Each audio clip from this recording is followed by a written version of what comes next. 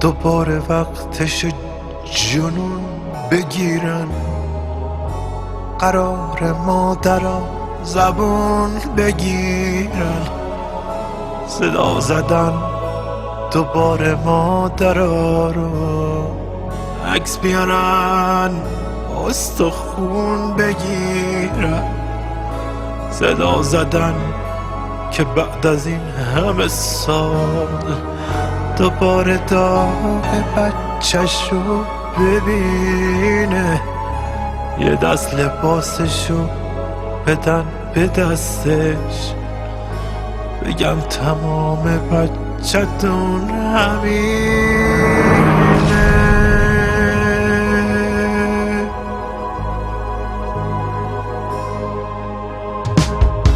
این مادرها تمامشون یه عمره، از بچه هاشون یه نشون ندارن، دوباره اومدن به این هوا که قبول کنن دیگه جوون ندارن.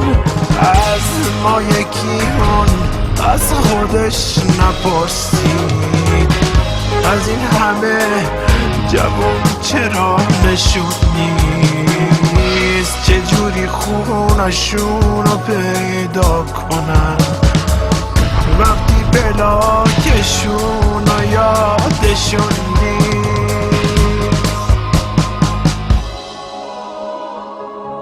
دوباره وقتش جنون بگیریم، برای مادرها زبون بگیریم، بریم تو صف به جای بچه هاشون 3-4 تا تیکه استخون بگیریم.